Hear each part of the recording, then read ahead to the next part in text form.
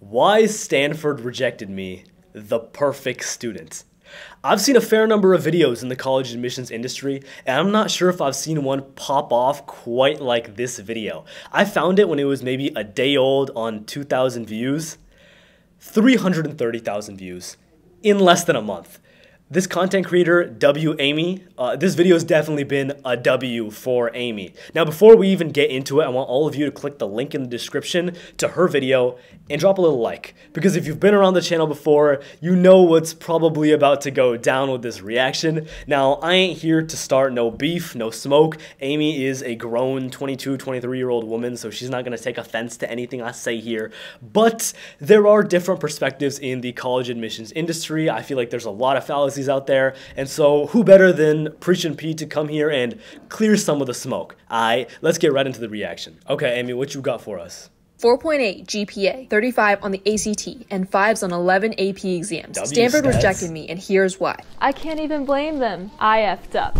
Hey, it's Amy. Since that fateful day when I received my rejection letter, I have been contemplating day and night about why I got rejected from my dream school. And guys, finally I promise you, it's not that serious. Three reasons that very well may explain why. While I go over my application, can you find the mistakes I made?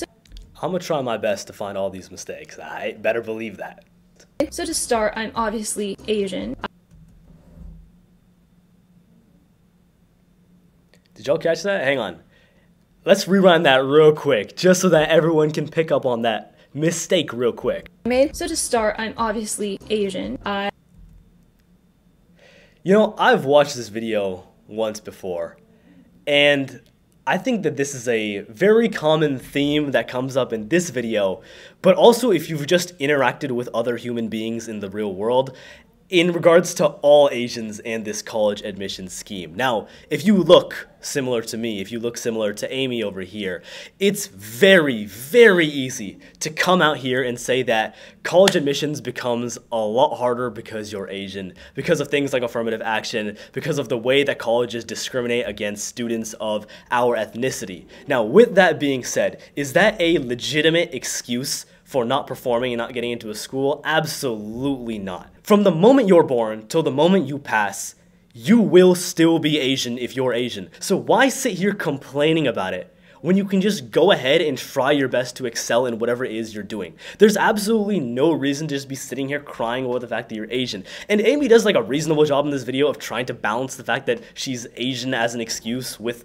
the other things, but it comes up so many times in this video that I feel like there's a need for me to come out here and say that just because you're Asian doesn't mean you can't get into these Ivy League schools. You can't build a resume at that tier. I feel like there's other much more blatant mistakes that are being made that should be avoided for a lot of you guys, things that you guys can learn from, than complaining about the fact that you're Asian. Okay, you're Asian. Now what? You're gonna stop being Asian? Like, huh? Under other colleges and universities, I also put the nearby college that I did concurrent enrollment with. And for grades, I was number 1 out of 375. It says 1. I don't know why I said 5 here, literally. Okay. And so I was valedictorian, so and right my now her GPA stats was are good. 4.82 weighted, 4 unweighted. Jeez. These are all the classes. So we got a valedictorian over here, top tier GPA. She already told us she got 35 on that ACT. She's about to go over what? Where I had 1, 2, These are her, 3, 4 I'm guessing her APs, senior year and courses. then second. You know, pretty good course load. Academically, when it comes to statistics, Amy has not done wrong. She has truly outdone herself here. These are what you want to be aiming for when you're applying to those top tier schools. Pretty much the same thing. I qualified for AIME, the American Invitational Mathematics Examination. That was in 10th and 11th grade. I was an all grades winner in the UNC math contest. I got the Colorado Math Award and Colorado Math Olympiad bronze medal. A lot of math awards. National Merit semifinalist. These different awards here. So if you look closely here, notice that all these awards fall under that state/regional level. There's a lot of like bronze medal is what we're seeing over here. A lot of like different, oh, I qualified for this. I've started getting into this. These are your top 5 awards that you're allowed to list on the common application. And I hate to start bringing in comparisons to me, but if that's just going to be the easiest example here, my top 5 awards, nothing came below the national level. Everything was up there at the top, and I didn't put anything that was like a 3rd place, you know, type award award on this top 5 list. These were truly awards that were not only at the national level, but there were other things there to back it up. In particular, what I mean by that was I had dollar amounts. I won cash prizes. I won scholarship money. I had awards that were truly unique and in themselves would be considered very impressive. You have to understand that when you're applying to a Stanford level school, it's one thing to have the statistics to get you in, but it's another thing to truly have the awards and other proof of your activities that allows a college to buy into your ability, your character. And immediately as we're getting off with this video and we're taking a look at the honors, like beyond the statistics, I'm not really seeing that wow factor of impression there. And I'm curious to see whether she's going to go over that herself. In my future plans, I said I would like to be an engineer or doctorate. I got a Yeah, that doesn't make it any easier, right? You're applying as engineering as an Asian, you know. Keep that in mind, right? You're applying for the top of the top. You gotta be at that level. Composite score of 35, where I had the breakdown here. Solid SAT ACT subject score, test, solid. math level 2, I got an 800. In chemistry, I got a 790. AP subject test, I got 5s in all 7 of these AP classes. Just breezing through this. That's very part, impressive, so but me. it doesn't really help with Science college and admissions. Math, I was president of Mu Alpha Theta Math Society, where I led the team to first place. I did initiations. Okay, she's throwing a bunch of different activities at us right now. I'm gonna speed read through all of them and just give you the rundown. Okay, so here's the rundown. Amy has a mix of activities over here. She has her math-related activities, which seems to be her clear interest coming out of this. But as well as that, she also has what I would find to be the most impressive thing is the volunteering, right? 4 years of consistent volunteering. If you're interested in applying to the medical field, this is something that I'd absolutely want all of my subscribers and fans and viewers to have. Definitely try to mimic something like what she's done over consistent 4 years. But other than that, it starts getting a little bit weird as we go down the list. I mean, things like NHS are cool. Some of the other activities she's done are solid. And then she has 3 like JV and varsity sports thrown in there, but that doesn't seem to be a core of her application at all. So as we dig deeper into this activities list, I feel like I'm struggling to find truly like deep, enriching, meaningful activities that she was super committed to during her entire time in high school that actually connect to the career path that she wants to go down, as well as just in general, there seems to be a clash between some of just the random activities she's thrown on there, and then the actual quality activities just don't have that level of true depth that I'd be looking for. My number one activity on my activities list was my science fair and my research work that I did. You know how deep I went into that? Not only was that like a 4-year thing that I was committing easily 10 hours a week to, but the number of awards that I had to back it up. When they gave you that little like 100 to 150 character space to just write awards and things, I didn't even know what to start by writing. Should I talk about my papers? Do I talk about my patent, my awards? Where do I fit everything in? There was this much going on with my number one activity. And then following that, each of the other activities each had their own like spin and depth to it. All of them really crafted one cohesive story with my application. It had direction. Nothing here felt like a filler. And yet when I look at Amy's application, you're applying to Stanford, and yet your bottom like 3 things are 3 different sports that you played in high school that you're not trying to go to college and play. It's very conflicting, and that's probably a big reason why Stanford wasn't so sure what to do with her application.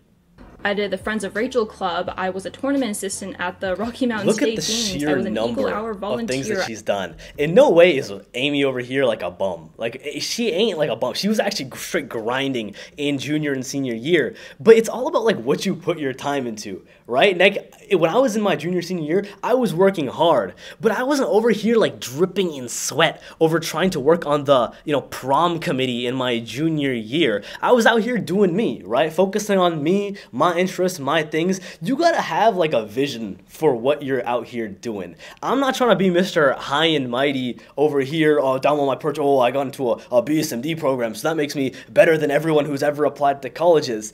That's not what this is. But the thing that I do like to take a lot of pride in really in anything I do in life is that I think very deeply about the decisions I make. I don't like to waste my time. And so when it comes to the extracurriculars that I did, everything was just a thoughtful judgment. I didn't look at my peers and get anxious, I'm missing out on doing this leadership or that leadership. Everything was strategically crafted, it was thought out, and it helped truly build the pillars of my resume. And when I felt like there was something actually missing, like maybe when I was in 10th grade, I was realizing, okay, I could use a little bit more volunteering side to my application. It's very science heavy right now. I know I'm interested in applying to medicine. I made sure to do my work in my nonprofit, build that up, and allow it to truly support what I was doing. I want all of you guys to start thinking like that. It's not about the volume of activities that you do here. You could have like 20 times the number of activities that she has here and you still won't get into Stanford, because that's not the problem here. That's not the problem. You truly want to become someone with a few key core activities that ground you in your character, help you stand out, and those things you can actually get really invested into and allow them to benefit you. It's like a gift that just keeps giving.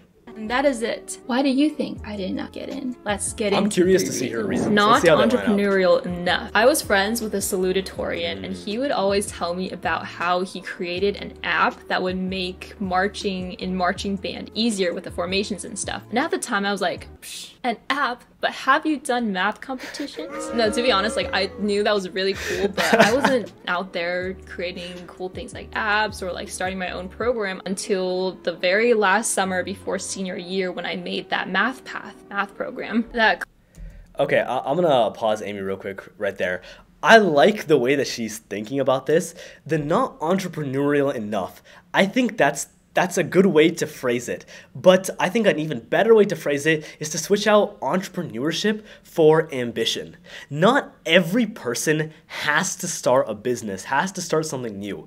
But what you do have to do is provide some form of like value to the world, or convince the colleges that you will provide that value once you come there. There are totally kids who commit their entire high school to doing things like the math counts, the science Olympiads, that kind of stuff. And they find a lot of success because in those situations, while they may not be inventing something new, they're convincing the colleges that they are extremely talented, they're very, very brilliant, and if the college invites them to come to a school like Stanford, they can take access of those resources, take advantage of them, and go on to do the next big thing. Colleges are looking for great students to come to their school, but they're also looking for the true standout, brilliant, Steve Jobs, next Google CEO type people. And with that being said, if you're able to create some kind of new value, provide something new in high school, then it truly goes a long way. Why make colleges have to think about you being a prospectively brilliant student when you can actually do something like science fairs or research or start a nonprofit or business, or even this, like as simple as this marching band app, to just truly bring out your innovation and show that you're actually a go-getter. You're actually going to find problems in the real world, or when you see problems, you actually go solve them.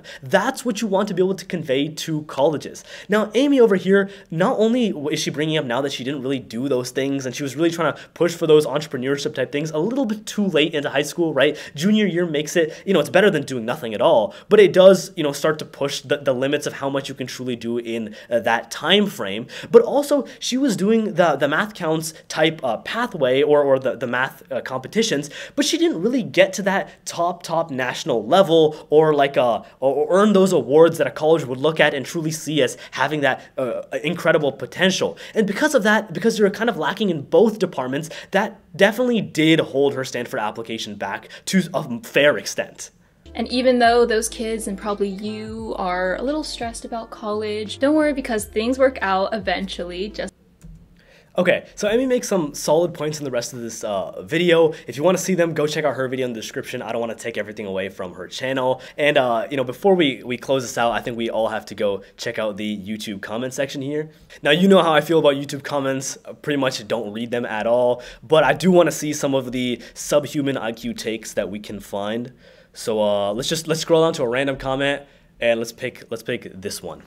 I'm definitely no expert, but I think the reason you didn't get accepted was because it sounded like you were trying to rack up achievements, almost like check off a checklist. The resume seemed almost robotic, like you had such amazing achievements, but they were all achievements that you were collecting almost just to put on your college apps. You see what I mean? Look, everyone thinks that they're an expert on what they're doing. Everyone has their own take. This is almost the same reason that why, when you get so invested in this college admissions research, you just can't get a straight answer out of anyone. People always be given these sus comments, bro. Unless they've actually done this successfully, gotten into a school like Stanford, and they truly have the qualifications to be doing so, don't listen to these people, okay? A lot of them don't know what they're talking about. They just kind of speak words, and it's a YouTube comment section, bro. Come on, man, come on. Once again, please make sure to check out Amy's channel in the description. Show her some love. Her channel's been popping off recently, and I was able to react to this video, and we were able to learn a lot of good things from it. So I appreciate her for having the confidence to put everything out there on the internet like this.